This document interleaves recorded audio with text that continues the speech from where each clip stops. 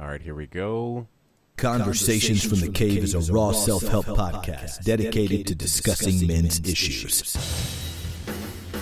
From pornography to parenting, from religion to real life, from learning to loving. We discuss the real issues that affect real men every day. Join us each week for powerful, revealing Conversations from the Cave. Now your host, Kurt Kennedy. Happy Sunday to you. We are Conversations from the Cave, and we are joined live. We decided to do this show. We interrupted our normal series of shows, which are pre-recorded several weeks in advance. We decided to interrupt our normal flow and talk about a particularly difficult current event. We decided to get the guys into the cave to talk about the difficult discussion of the good people on both sides of the Charlotte issue. Again, I want to welcome you each and every week to our podcast.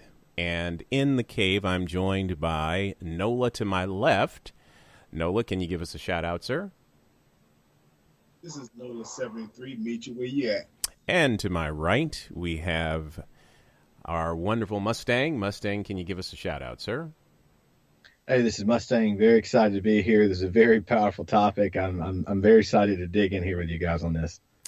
Yeah. So this week is kind of, well, I guess we're just a little bit past the time of the Charlotte demonstrations and the issue of neo-Nazis walking down our streets here in broad daylight in America. And I don't know about you, but this particular issue swings a little close to home. One, because we're in the South. Two, because it is something that both Democrats and Republicans have in the past stood very strongly unified. Both Democratic presidents and Republican presidents have stood very strongly against the presence of hate and racism and division in America. And we always knew when, for example, you watched war movies, we always knew that the Nazis were not good people. So it is a little bit more striking to have the leader of this country, the elected leader of this country in the executive branch, come out and say they were good people on both sides and that the anti-Nazi movement was culpable, partially culpable for the disintegration of the march into something that was less than admirable. So I'm going to try to be very even-handed, even though I know that there will be in this discussion, there will be a lot of very, very differing views on exactly what went on in Charlotte, and there are a lot of backstories, and I'm sure there are a lot of other perspectives that people have. But we felt as a group that it was impossible for us not to address this issue, given the fact that it is squarely an issue of challenge to each and every American. It is a challenge to our very core of what American values are, and perhaps we need to spend some time and define that.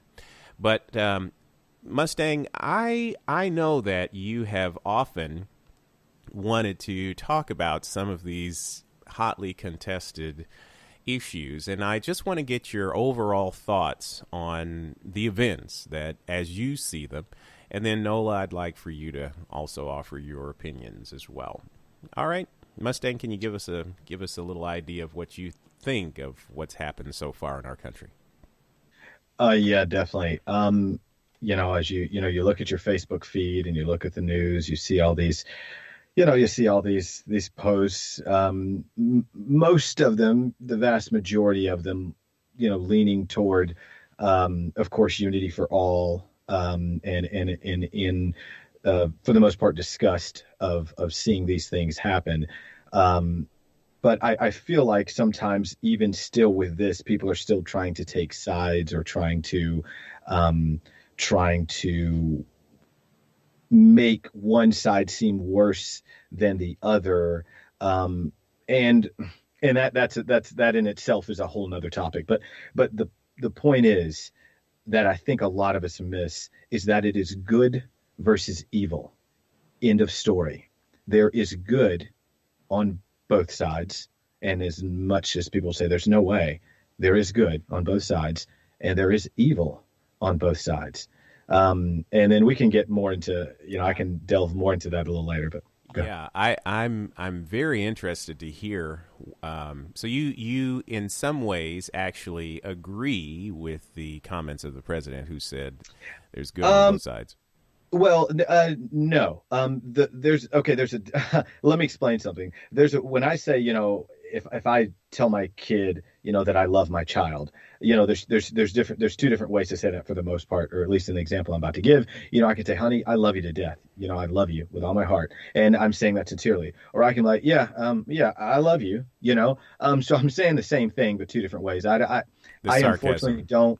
Yeah, I don't. The way the president said what he said, to me, there was kind of an ulterior thought process behind the way that he said it. When I say that there's good on both sides, I don't mean that Nazis are good or their ideology is good or KKK is good. I believe that there are people that have great hearts that are corrupted and misguided, and that it is our job to kind of help reveal to them that what they're doing is misplaced, and they're just simply making a mistake. They're on the wrong side and they don't even know it.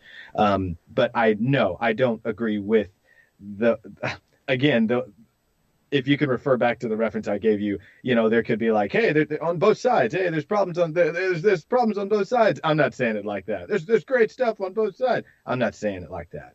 I'm saying that there genuinely are amazing and wonderful people on both sides, and there are violent people who just want to incite riots and be problematic on both sides. But it's a battle of good versus evil, not Democrats versus Republicans, which I believe, honestly, the state moves more towards that, to be frank. Yeah, I think you're right that this is not a Republican issue. It's not a Democratic issue. It's about our democratic process, but not about a Republican versus Democrat issue. I think that, before I dive into what I think, Nola, would you like to offer your thoughts on how you'd like to frame the events of the last week? Well, let me say, first of all, that Mustang pretty much summed up exactly where I was going to go with it.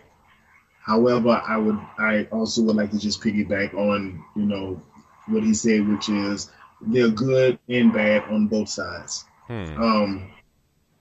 What I get from it is, trying to find out exactly what their cause, what their reason is. Why is it that, when they come to America and they're doing or displaying their actions, we are not being broadcasted when I say broadcast, I'm talking about American citizens being broadcasted or displayed the same stuff that Americans do when we go to other countries, and I don't see a big difference. I just see that, we are under somebody's leadership or dictatorship to go and follow out a command, and not trying to take sides, but, we have done the same thing in the past, and righteously so. America is not built on good soil. It doesn't have a good history. So I don't want to get into the backwards and forward of these people are doing this and we are so good, because we have blood-stained hands as well, and nobody want to talk about that. Well, gentlemen, I'm going to redirect. Did you have a comment, Mustang? Oh no, I'm waiting. Okay. I want to redirect. I've got plenty, but yeah. I want to redirect, and I'm going to tell you why I want to do that. Because let me start off by saying, all of this past week, I have been in contact with many of my conservative friends, a lot of them, and I should let the listeners know that I'm an independent. I am neither Republican nor Democrat. So this issue for me is simply about the issue. It isn't about the history of Republicans and what they do. It's not about the history of Democrats and what they do.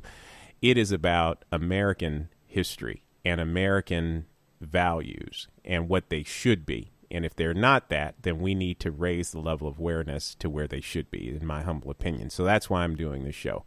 Number one.